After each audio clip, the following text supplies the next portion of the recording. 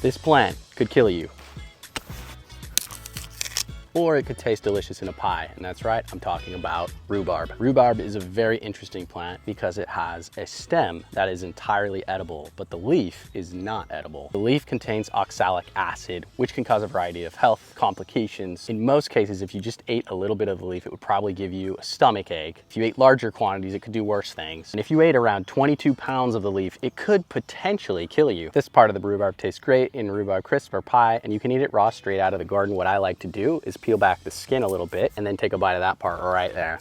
This rhubarb in my garden has created these big stalks with seeds on them. The seeds look really interesting and they have these 3 sides to them. And if you wanted to start a new rhubarb plant, you could go ahead and plant one of these seeds in the ground. However, it would take about 3 years before you would get a decent harvest of rhubarb. Easier thing to do would be to take one of these crowns, which is basically the base where the plant is growing from, and plant that. Then you can get a rhubarb harvest the same year. Now, I'll be honest, if you plant one rhubarb plant, it's gonna produce a ton of foliage and stems. So you probably only need 1 or 2 plants. And even with that, you're probably going to be giving away rhubarb to your friends and family and neighbors and people who don't even want it. A lot of people just don't know what to do with it. They say they don't like the flavor, but maybe they just haven't tried the right recipe. It's really good to add a really tart flavor to things. Or if you add something like strawberries, it really balances out the flavor. Even though the rhubarb leaves aren't edible, I still make use of them in the garden. When they stick out here in my pathways like this, I like to break off the leaves and then I'll add them to where the grass is meeting the edge of my garden bed to suppress that grass and any weeds that would grow there from encroaching into where my plants are growing. They would also make a really great addition to a compost pile to speed up the composting process, adding a lot of greens or nitrogen-based components to your overall compost. These massive leaves really spread out over time, so if you have something low growing or that really likes shade,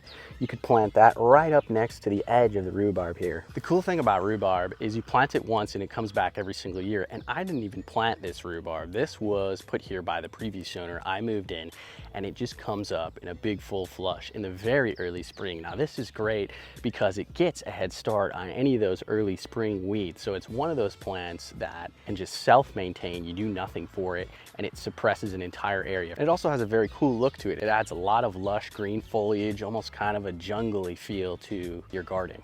And because these leaves have that oxalic acid in them and a couple other components that make it poisonous to humans, the pests don't seem to like them very much. Look at this big piece of foliage and there's hardly any damage on it whatsoever. No holes or anything like that. So I've heard of a lot of gardeners using rhubarb as a way to deter pests. I've seen even some gardeners liquefying it and making a solution that they put around their garden to keep away pests. Now, I'm not into lifting a finger if I don't have to, so I'm not gonna do anything like that, but I have heard just planting rhubarb can potentially repel some pests from your other plants as well. The healthiest way to harvest rhubarb is just when you see a leaf sticking out like this, you should just pull it straight out. If you break it off right here, what that's gonna do is this part will stay down in the ground and it will rot right next to the main stem of your rhubarb plant. When you pull it straight out, it's gonna make a very nice clean break there at the base of the stem and it's not gonna leave any rotting pieces down there in the soil or next to the plant. So if you're a rhubarb lover or rhubarb hater, I definitely recommend give it a try. Raw rhubarb for me has a very tart flavor, but it's also slightly earthy, which isn't the most amazing thing, but if you cook that into something, that really disappears entirely. It's absolutely delicious in all kinds of tarts, pies, cakes, and because it has such a powerful flavor, you don't really need to add much sugar if you like that tart flavor, and you can make it pretty healthy. It doesn't have to be a really sweet, unhealthy dessert. If you're not growing rhubarb, I highly recommend just giving it a try. Maybe start with 1 plant and see how you like it, and then go from there.